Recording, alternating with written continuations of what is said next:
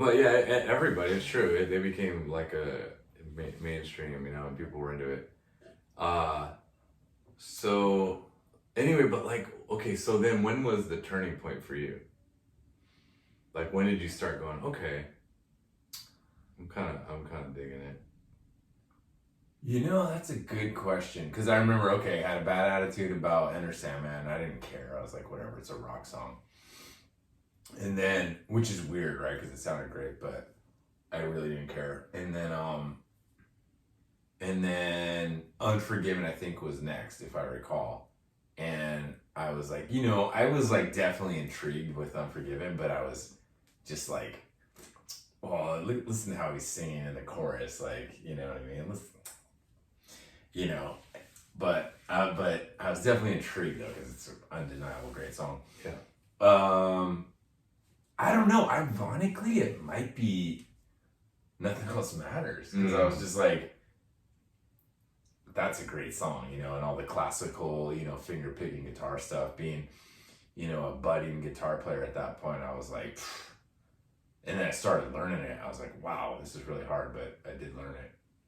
Yeah, that was the 1-2 punch. And I was trying to think. To me, it was definitely Nothing Else Matters. But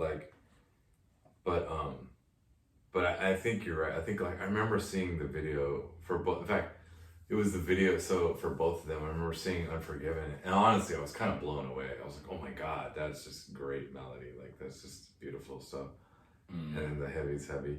But then Nothing Else Matters came on. I remember. Do you remember? It was like, what was it? Much Music or something. There was like this. We had like some. We didn't have cable, so we had like.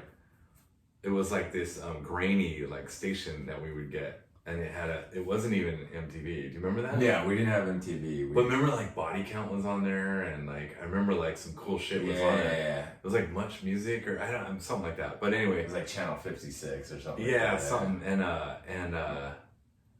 And that came on. That song came on, and I was like, "Oh my god!" I was like, "Jesus!" And so it was like, that was kind of Unforgiven and Nothing Else. I was just like, dude, like, I don't care. Like, these are just great songs. Like, like at some point you're just like, this is just great music. So, so I kind of, gave my attitude a little check, but it was still like. Culturally and sort of when you're at that age and at that time, especially because everyone was so kind of in their own camp, so it was definitely a tough pill to swallow for a while. But like inside, you were just like, dude, these are great songs, Well, I mean, and another song that like when I I think our buddy Mark got the album. I think he was the first one, right? That got the Black Album, like the tape. Probably. Yeah, and I don't remember that. Yeah.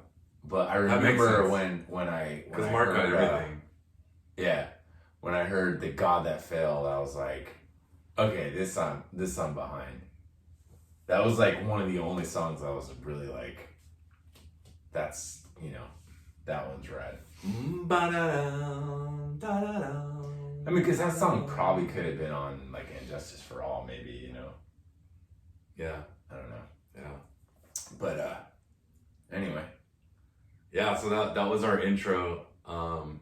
Yeah, okay, so let's go back so to we had a bad attitude about Black Album. Yeah, and I think that was pretty common for like Metallica fans that were like that got into them prior. Yeah, but then after a while you just start to realize like, first of all, well, and we were of that age too. Like we had never even been to a concert. You know what I mean? We were very much like dude, when I got into like we were in 6th grade or whatever when we got into Injustice for All, and it was literally like you went somewhere else and like you were officially an outcast, you know what I mean? Yeah. You're like a legit outcast at that point. Yeah.